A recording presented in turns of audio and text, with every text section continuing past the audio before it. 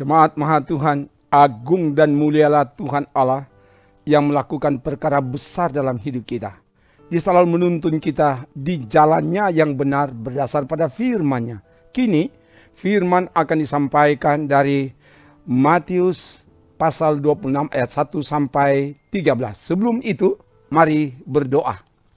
Ya Bapa, singkapkanlah kebenaran firman-Mu melalui hamba-Mu yang akan dibacakan dari Injil Matius pasal 26 ayat 1 sampai 13. Dan semua yang mengikuti dimanapun mereka berada diberkati Tuhan. Ke dalam kuasa-Mu hamba serahkan. Dalam nama Tuhan Yesus, firman yang memberi kemenangan. Haleluya. Amin. Firman Tuhan disampaikan dari Injil Matius pasal 26 ayat 1 sampai 13. Begini dikatakan. Setelah Yesus selesai dengan segala pengajarannya itu, berkatalah ia kepada murid-muridnya, kamu tahu bahwa 2 hari lagi akan dirayakan Paskah, maka Anak Manusia akan diserahkan untuk disalibkan. Pada waktu itu, berkumpullah imam-imam kepala dan tua-tua bangsa Yahudi di istana imam besar yang bernama Kayafas. Dan mereka merundingkan suatu rencana untuk menangkap Yesus dengan tipu muslihat dan untuk membunuh dia. Tetapi mereka berkata, jangan pada waktu perayaan supaya jangan timbul keributan di antara rakyat. Ketika Yesus berada di Betania, di rumah Simon si kusta, datanglah seorang perempuan kepadanya membawa sebuah buli-buli pualam berisi minyak wangi yang mahal. Minyak itu dicurahkannya ke atas kepala Yesus yang sedang duduk makan. Melihat itu, murid-murid gusar dan berkata, untuk apa pemborosan ini? Sebab minyak itu dapat dijual dengan mahal dan uangnya dapat diberikan kepada orang-orang miskin. Tetapi Yesus mengetahui pikiran mereka lalu berkata, mengapa kamu menyusahkan perempuan ini? Sebab ia telah melakukan suatu perbuatan yang baik padaku. Karena orang-orang miskin selalu ada padamu, tetapi aku tidak akan selalu bersama-sama kamu. Sebab dengan mencurahkan minyak itu ke tubuhku, ia membuat suatu persiapan untuk penguburanku. Aku berkata kepadamu, sesungguhnya di mana saja Injil ini diberitakan di seluruh dunia, apa yang dilakukannya ini akan disebut juga untuk mengingat dia. Demikian firman Tuhan. Jemaat Maha Tuhan, Injil Matius ditulis oleh Matius murid Tuhan Yesus dan dialamatkan kepada orang Kristen keturunan Yahudi yang sangat bergantung menantikan pada janji nubuatan Allah dalam perjanjian lama bahwa Yesus Kristus akan datang sebagai Mesias, sebagai Raja yang diurapi. Nanti dilihat Kejadian pasal 3 ayat 15, Kejadian 49 ayat 10, Yesaya 11 ayat 1, Mika 5 ayat 1-2, Sakaria 9 ayat 9. Apa yang diharapkan oleh orang Yahudi rupanya tidak sesuai dengan apa yang ditampilkan oleh Yesus. Dia bukan tampil sebagai raja yang penuh kuasa, tetapi sebagai anak manusia yang menderita. Hal itu yang disampaikan oleh Yesus dalam Matius 26 ayat 1-13. Pertama, setelah selesai dengan segala pengajarannya, ia memberitahukan kepada murid-murid bahwa anak manusia akan diserahkan untuk disalibkan. Yesus memberitahukan soal hari kematiannya. Hal itu akan terjadi pada perayaan Paskah yang tinggal 2 hari lagi. Ayat 1 dan 2. Yesus menyampaikan hal ini untuk mempersiapkan para murid dalam menghadapi perayaan Paskah sekaligus menghadapi penyaliban dan kematiannya. Dalam konteks Yahudi, perayaan Paskah dilaksanakan untuk mengingat ulang bagaimana Tuhan Allah membebaskan orang Israel dari perbudakan di tanah Mesir setelah kematian seluruh anak sulung orang Mesir. Nanti lihat Keluaran pasal 13. Yang kedua, imam-imam kepala dan tua-tua bangsa Yahudi berkumpul di istana imam besar Kayafas. Untuk apa mereka berkumpul? Untuk melaksanakan rencana kejahatan. Rencana itu pertama mereka adakan rapat, berunding, bersekongkol, bermufakat untuk melancarkan rencana dengan strategi mereka pakai tipu muslihat untuk menangkap dan membunuh Yesus. Ayat 34. Rencana penangkapan dan pembunuhan Yesus betul-betul dipersiapkan dengan matang supaya tidak meleset dan bahkan melibatkan orang kepercayaan Yesus, yaitu Yudas Iskariot. Ayat 14 sampai 16. Nanti dilihat. Kedua, mereka berkumpul, mereka mencari waktu yang tepat. Dikatakan jangan pada waktu perayaan supaya jangan timbul keributan di antara rakyat. Ayat 5. Mereka mengatur dengan baik, dengan matang, supaya tindakan penangkapan itu tidak akan mendatangkan kekacauan dan mengganggu perayaan Paskah. Poin yang ketiga dari bacaan ini, Yesus diurapi. Ketika Yesus berada di Betania, di rumah Simon si Kusta, ia diurapi oleh seorang perempuan. Menurut penginjil Yohanes, perempuan itu bernama Maria. Nanti dilihat di Injil Yohanes pasal 12 ayat 3. Yesus diurapi dengan minyak wangi yang mahal. Penginjil Markus mengidentifikasikan bahwa minyak itu adalah minyak narwastu murni yang mahal harganya. Nanti dilihat di Markus pasal 14 ayat 3. Minyak itu dicurahkan ke atas kepala Yesus yang sedang duduk makan. Ayat 6 dan 7.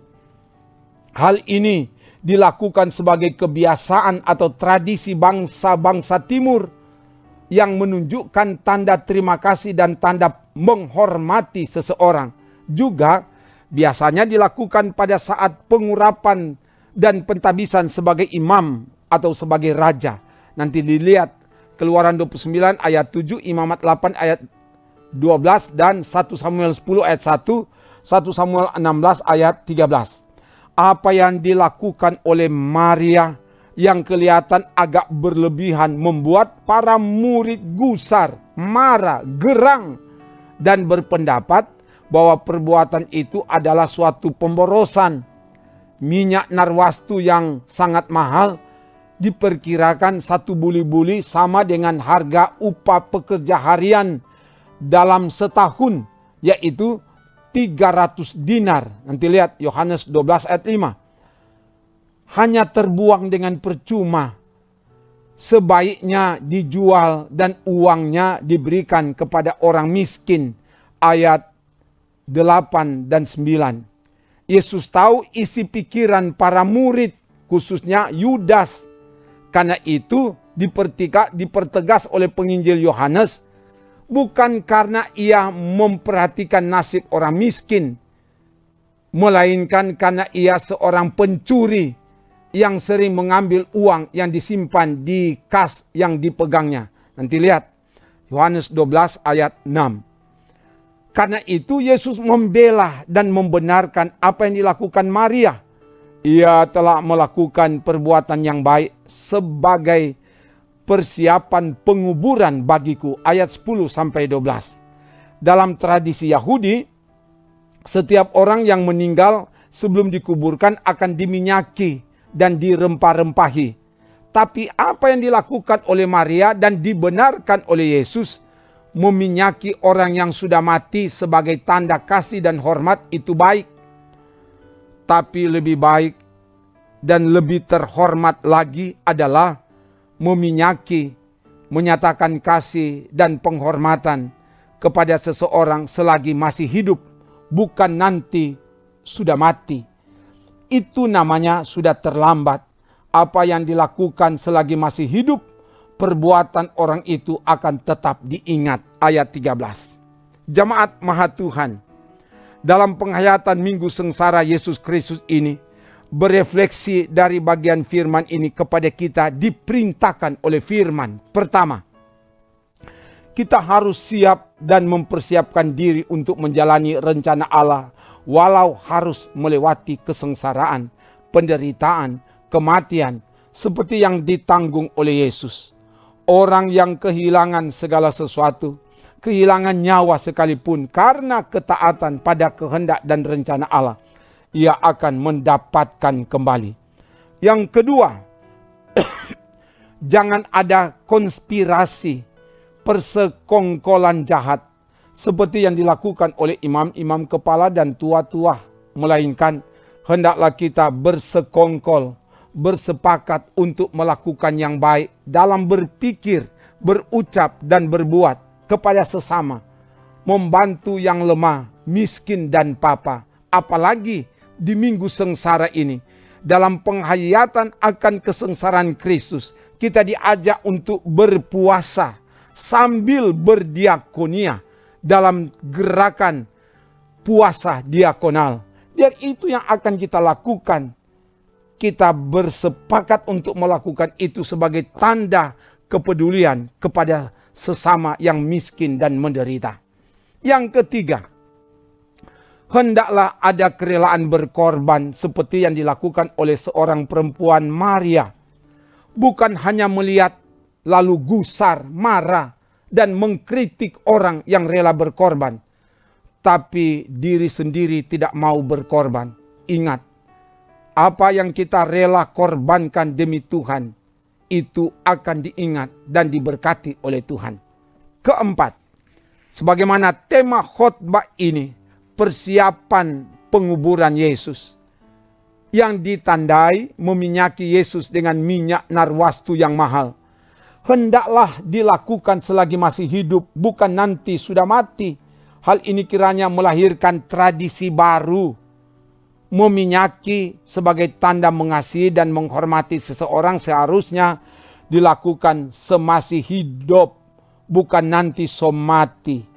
Ada kebiasaan dalam pemakaman mengacarakan pemberian tanda kasih dan penghormatan dengan menyiramkan minyak dan menyematkan bunga kepada yang meninggal. Perlakuan kasih dan hormat kepada seseorang lebih bermakna, lebih berarti kalau dilakukan selagi masih hidup. Semoga demikian. Haleluya. Amin. Mari berdoa. Terima kasih Bapa, firman telah diberitakan. Biar firman-Mu ini memperlengkapi kami semua dalam mempersiapkan diri untuk melaksanakan tanggung jawab pelayanan. Dan semua yang mengikuti ini dimanapun mereka berada, diberkatilah dan diberkati oleh Tuhan. Sehingga pelayanan ini jadi berkat bagi banyak orang. Terpuji nama-Mu Bapa, ini doa kami. Dalam nama Tuhan Yesus. Haleluya. Amin. Demikian pelayanan firman dan doa. Tuhan Allah menyertai, menolong, memberkati, memberi kemenangan dan keselamatan kepada saudara kini dan seterusnya. Amin. Trims.